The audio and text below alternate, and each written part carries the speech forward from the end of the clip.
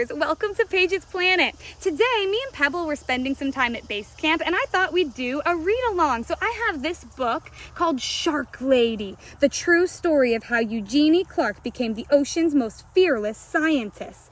Eugenie Clark is an amazing scientist, and if you want to be a scientist, you should definitely know her story. Let's give it a read.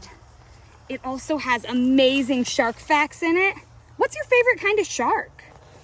Maybe you'll find out in this book. It was Saturday, and Eugenie wanted to stay at the aquarium forever. She wanted to smell the damp, salty air and stare at the glittery rainbow of fish. She wanted to keep watching her favorite animals, the sharks. They're one of my favorites too, Eugenie. Eugenie pretended she was walking on the bottom of the sea. What would it be like to swim with her sharks, to breathe underwater with gills of her own? More than anything, she wanted to find out. When the summer came, Eugenie's mother took her to swim at the beach in Atlantic City. Stuffing sticky gum into her ears to keep the water out, Eugenie dove down, down, down. The salt stung her eyes, but she didn't want to miss a single fish. Constellations of sea stars speckled the pebbled sand. She imagined a silvery fin standing strong on her back, slicing through the ocean current. Look at her go.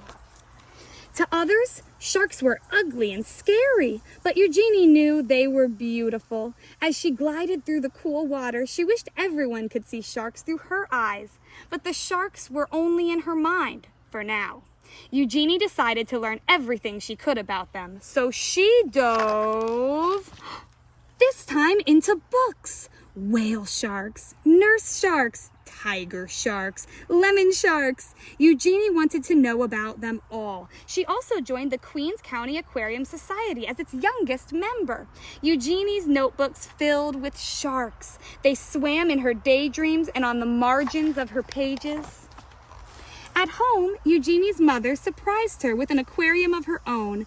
A 15-gallon tank was much too small for sharks, but Eugenie saved her allowance to buy guppies, clownfish, just like Nemo, and coral red snails. It felt as big as an ocean in her room. Their small apartment became an aquarium, a laboratory, and a sanctuary.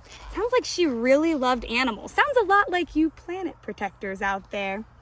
As she grew older, many were still telling Eugenie what to do.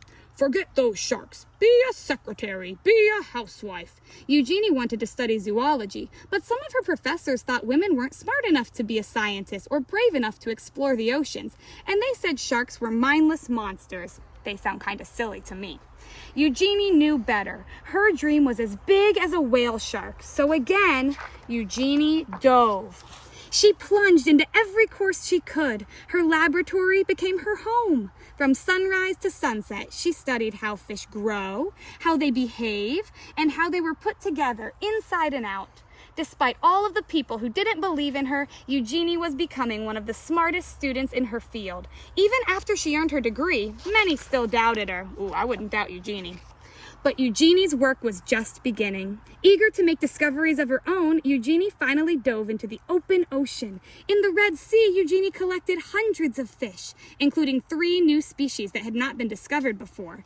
A Red Sea sand diver, a barred xenia pipefish, they're like seahorses, and a volcano tripplefin. Oh, he's very colorful.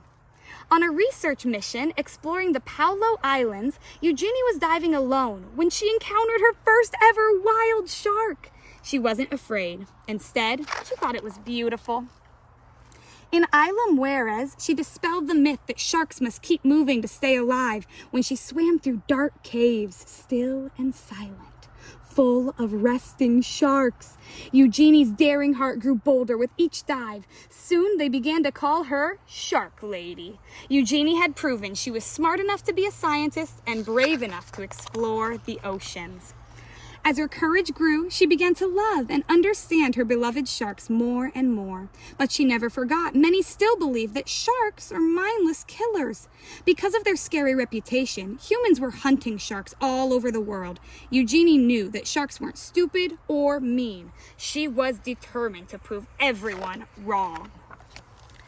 Eugenie fished through her mind and devised a brilliant experiment. She could train sharks the way a person trains a dog.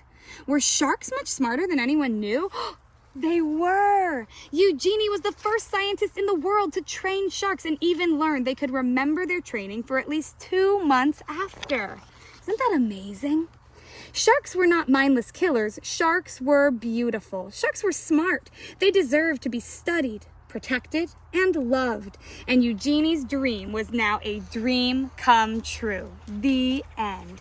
Thank you so much to Eugenie Clark and Jess Keating and Marta Alvarez Miguens for writing and illustrating this amazing story that we shared with you today. Remember, look up scientists. If you want to be a scientist when you grow up, Eugenie is definitely one to know. Thank you guys so much for watching. Like, subscribe, share for more cool stuff like this. Bye!